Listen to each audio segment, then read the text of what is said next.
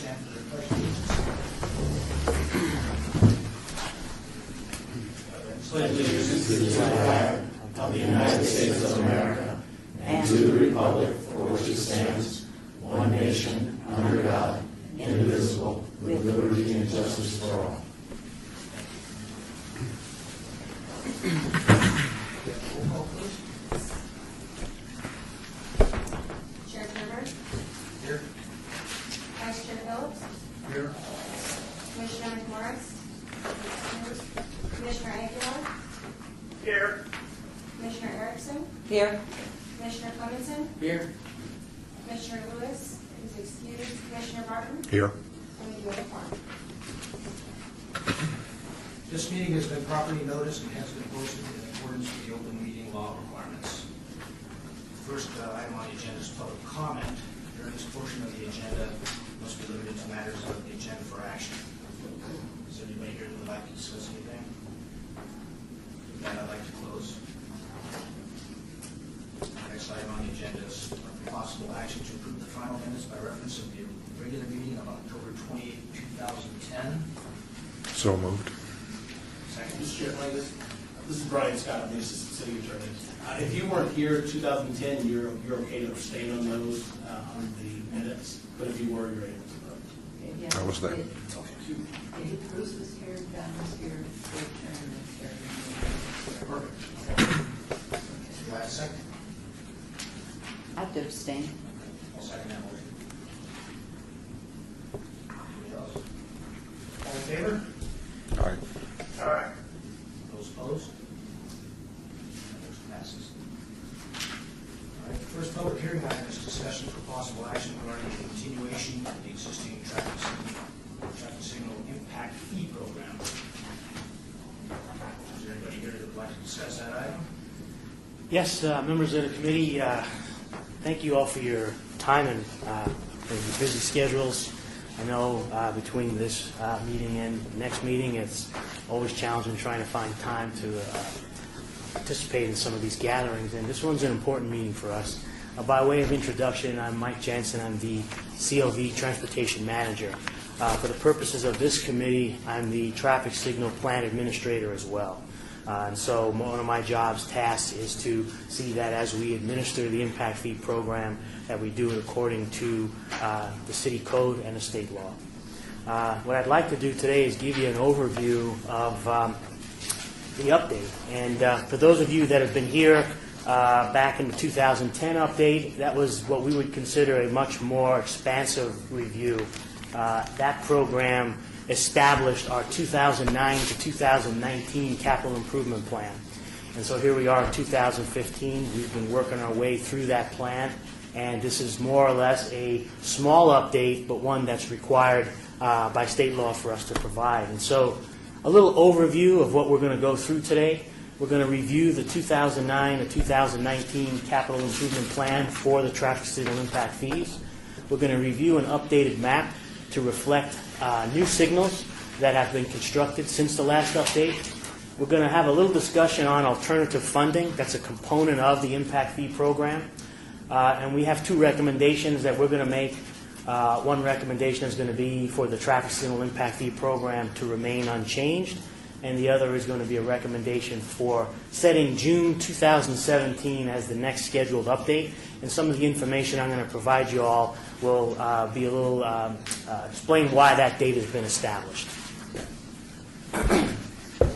So this is a map that was created and it was formally adopted by City Council in 2010, and it established basically the 2009 to 2019 CIP plan.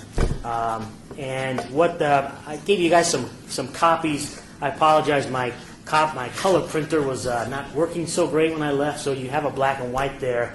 What this map basically shows is three items in the legend.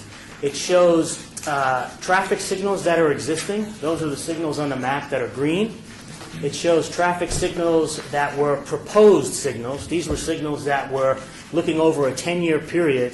There was a proposal to identify intersections throughout the city that were likely to need a signal over that 10-year period. And then what we've done since is we've added a new legend that shows traffic signals that have been since turned on. They actually are full running signals since the last update. And what that particular legend reflects is 53 new traffic signals were turned on since this last meeting was held. And I'll walk you through some of that information just to kind of revisit what this map showed. The update that was done in 2010 established 3 zones. Zone 2, which is all signals north of Cheyenne.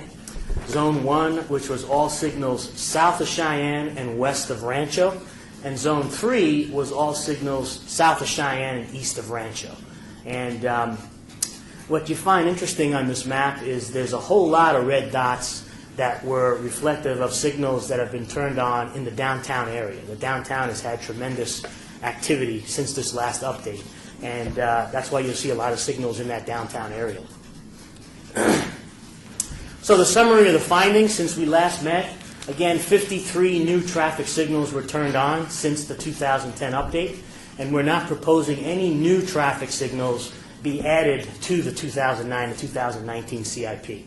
If we were to add new signals, they would have additional costs. And right now, all the signals that we've identified, they're covered by the CIP. So we're not proposing to add any new signals to the master plan with this update.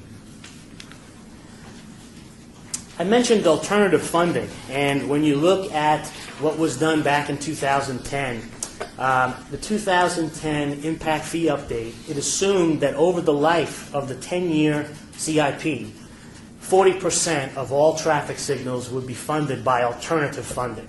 And when they identified alternative funding, they were saying instead of the impact fee, you'll have some state funds, some Clark County funds, or some RTC funds. Those were the 3 sources that was envisioned as other funding besides impact fees. What we found with this new update is that out of those 53 new traffic signals, 39 out of 53, 74%, were funded via alternative funding. So that's a pretty, we'd love to be above that. We get worried when we fall below the 40. In this case, we were well above it, and it happened because of a unique situation. Of the 39 alternative funded signals, 14 of them came from a source we had never anticipated. It came from federal funds. Historically, we would expect that our signals would be funded with sort of statewide funds, and it was rare that we would get funding from the federal government. And if you think what happened since our last update in 2010, we went through the Great Recession, and the federal government instituted some programs to try to get people back to work, and they freed up a bunch of funds that were made available for transportation improvements. So we saw that opportunity. We had to apply for them, grants, a lot of applications, and we were successful funding 14 traffic signals with federal funds. And so some of the names you may have heard on the news, ARA, that's the Recovery Act. When that act was proposed, a chunk of the funding was allocated for transportation projects. The city of Las Vegas, along with the rest of the valley, we saw that opportunity. If we had sort of a shovel-ready project, in this case we had traffic signals that were designed and were kind of waiting to go, perfect candidates for that funding. So that was one example. Yes, sir? What is the average traffic signal cost? Good question. It's all over the map, and I'll tell you why. When a developer is building a subdivision, if he's building an intersection that is planned to be a future traffic signal, he'll put in the pole, the conduits, the service point. He'll put in what we call the undergrounds. And when we have a traffic signal that is warranted and we look to build that signal, if all of the undergrounds are in, we could probably build that traffic signal for around $150,000 to $200,000, depending on exactly the condition. Some locations, the infrastructure might be 20 years old before we actually get to it, and we have to rework the conduits. But in those examples where the developer put in the undergrounds, the signal can be constructed for a relatively lower cost. It's at locations where the signal in the grounds, the underground equipment is not there, and we have to actually cut the street to put in those conduits. That's very expensive, and those can run on the order of $400,000 to $500,000. Most recently, the county, we were partners with Clark County on some signals at a Beltway interchange. They bidded 2 signals. It had some of the undergrounds, and they cost almost $500,000. So they were right around a $250,000, mainly because the undergrounds were in, and we didn't have to cut the road open. So it is quite a varying price. Another little word there you see, the Recovery Act, ARA. FTA was Federal Transit Administration. During the recession, the Federal Transit Administration had additional transportation funding that they were allocating to projects that would improve transit. Folks were struggling to pay car insurance, or to have a car for that matter, and were more reliant on transit. And so we were able to get a couple of signals funded with federal transit funds as part of an overall transit project. Another one was something called a Tiger Grant, another federal funding source, and that is some funds that was used to do additional infrastructure improvements, different places throughout the city. But again, once we're notified of an opportunity for funding, we do everything we can to try to take advantage of that opportunity. And so this data is telling you just that. We, in a sense, lucked out that instead of relying on the impact fee for those 14 signals, we were able to get them funded with federal funds that, quite honestly, we never thought we'd have that opportunity. So that's what I put in that fourth bullet. If not for those federal funds, our alternative funding percentage would be much lower, as most of those signals probably would have been constructed with impact fees. So that 40% target that was estimated at the last update, I think was a really reasonable target. I think we'd be right around that point if it wasn't for this opportunity. The last bullet is what I wanted to talk about that's going to affect when we're recommending our next update.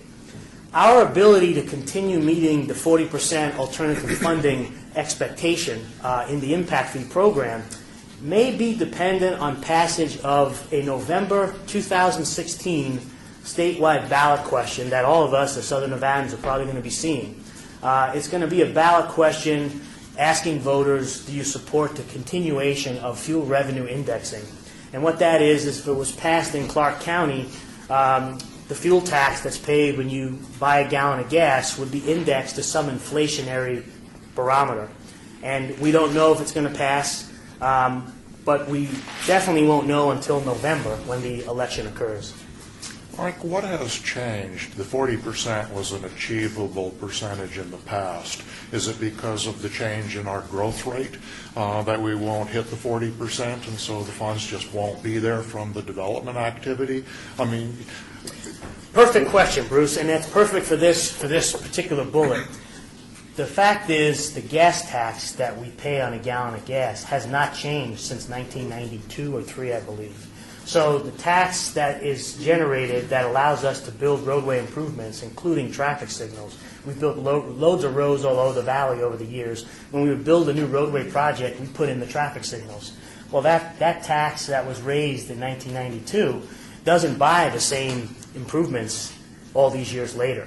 And so as a result, our capacity to build more roadway improvements is not there because that funding stream is only going so much further.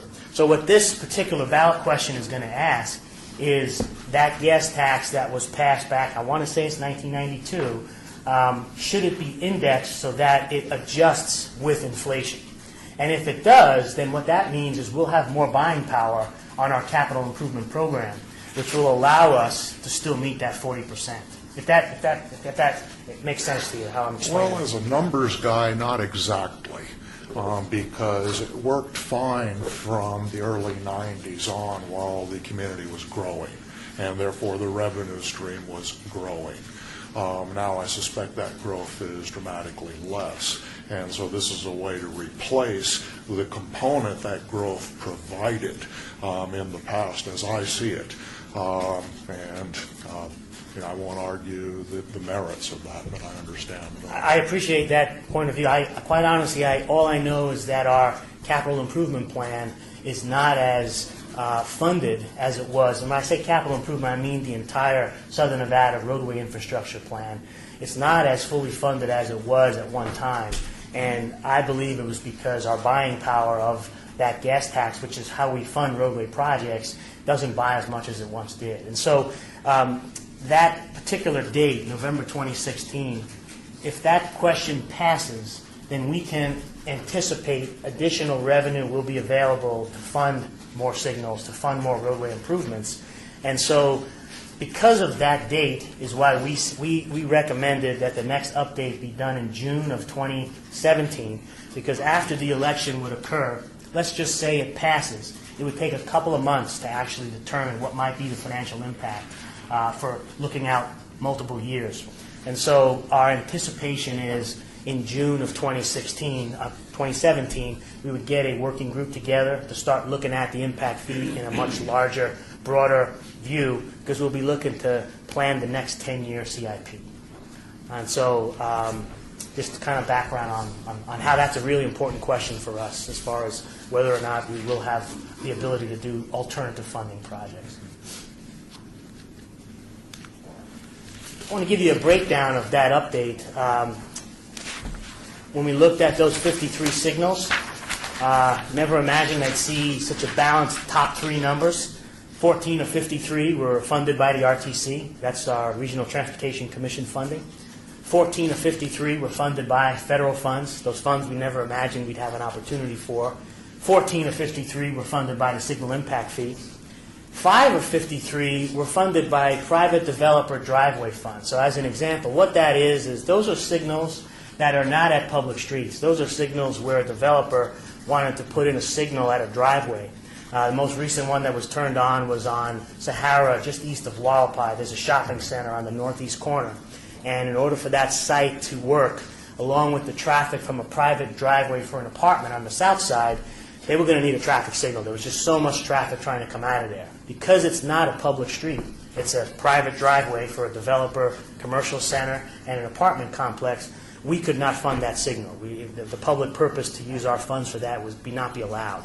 So that developer said, I'll fund the whole signal. So we actually had 5 private developer-built signals that were for driveways, basically. We had 4 signals that the county beltway funds paid for.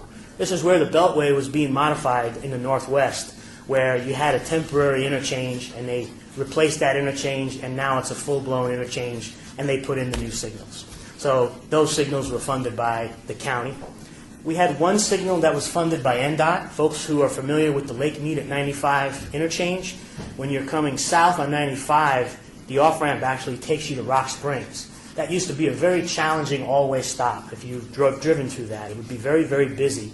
We were able to show NDOT the warrants for that, and they decided to put that traffic signal in when they widened the freeway.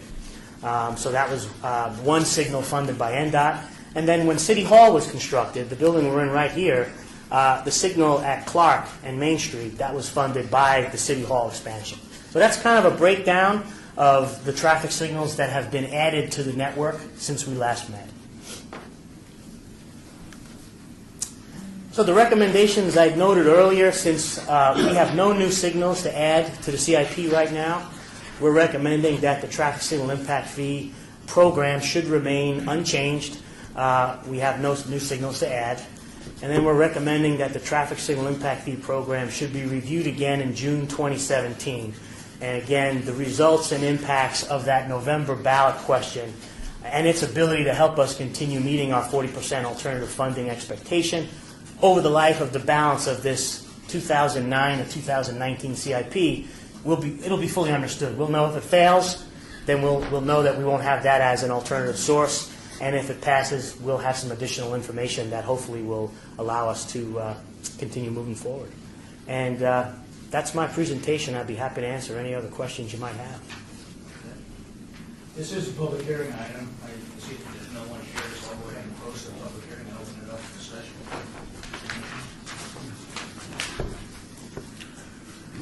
I do have a question. We're required to meet at least once every 3 years. So you're proposing we meet in 2 years. What's magic about 2 versus just 3? I think what we're looking at is this particular update, we're looking at it as a minor update because the CIP is still good through 2019. So we're not looking at land use assumptions with this particular update. We're not proposing to add new signals to the network. When we get into that land use revisiting and we start looking at some of the land that the city may be looking further to the north as part of the federal land transfer bill, we may have additional changes to that system. And so we see that being much more timely in June of 2017, in particular because of that ballot question. It's a big wild card for us if that passes or fails, I believe. I can't tell you with any certainty that it is, but we think that that'll be a good time for us to get back together and take a closer look at how everything is panning out. So are you saying that we'll have enough information to refine a plan in June 2017, so we won't need to meet again for another 3 years? That's what I think, Okay. yeah. Yes, sir. Have there been any significant improvements in the colors of the lights in terms of visibility, brightness, red, yellow, and green? Well, I think what we've found is we were one of the first cities in the country to convert all of our traffic signal heads to LEDs. Nevada was sort of leading the nation when the LEDs first came out, where they could be used for traffic signals. And so those were installed way at the early days of the LED development. And I think since then, when we build new traffic signals, the LEDs we're putting in those signal heads today are better. They're brighter, they last longer, and that'd be one example. The other thing we're doing is a lot of our new traffic signals that we build, we used to use high-pressure sodium luminaires for the nighttime lighting the intersection. We've now found an equivalent LED that will last much longer, will provide more light to light up the intersection so you can see pedestrians better.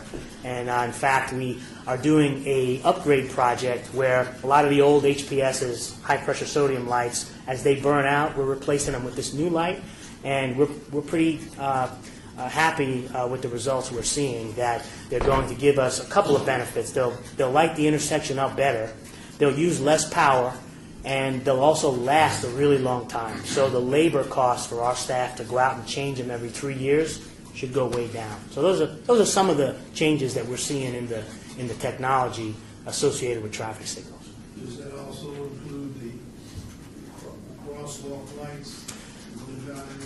Yes, those as well. Those are other ones that, like any piece of equipment, they burn out, and so historically we would use the incandescent bulbs, and we've slowly converted those to the LEDs as well. And so what we're seeing with the LEDs is a life of 10 years, where the old incandescents we might get 1 to 2 years. And so you'd have more instances of a pedestrian coming up to the intersection and the light was half on. And we don't like that to happen. Not just that you got to send the staff out to replace it all. It's just the reliability for the pedestrian and for just the public by having those last 10 years is a whole lot better than having them to be replaced every couple years with the old technology. Another thing we also did, I'll mention the street name signs. When you come up to an intersection, you have the illuminated street name signs. Those used to be fluorescent bulbs, which lasted longer than the incandescents, but not as long as LEDs. So all of our new street name signs also use LEDs, and they're giving us another 10-year life as well. So a couple items. We have a pretty high rate of fatalities at crosswalks. Is there any thought been given to lighting up the walkway lighting on the crosswalk? Yeah, that's actually a program that City Council has been really supportive of, a program to improve pedestrian safety. The challenge that we've faced over the years, you mentioned we have a lot of fatalities.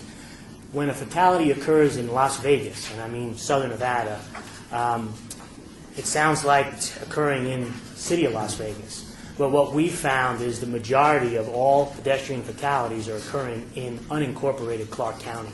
In fact, the rate of pedestrian fatalities per 100,000 residents is almost 3 times higher in unincorporated Clark County than it is in the city of Las Vegas. And we'd like to attribute that to us being very proactive in adding pedestrian flashers, in adding a lot of countermeasures to try to make our pedestrian crossings safer. I'll tell you that every year we try to construct at least 1, maybe 2 new pedestrian flashers per ward. And this year I think we installed 13 or 14 new pedestrian flashers. A couple of ones you might have seen. We put one on Lake Mead just west of Jones.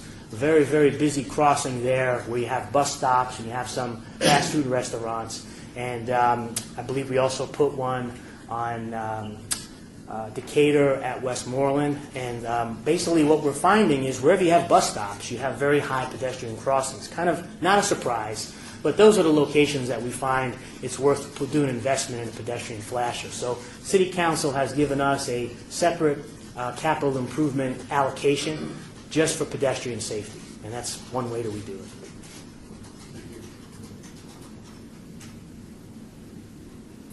So anybody like to make a motion? Make a motion, we accept the report. Well done. Do we have a second? Second. All those in favor? Aye. Aye. All those opposed? The item passes. Okay, thanks very much, folks. Thank you. Appreciate the discussion. This time it's citizens' participation. I don't see that we have any citizens out there today, so I'd like to go ahead and adjourn the meeting. Move to adjourn. Motion to adjourn. All right, thank you.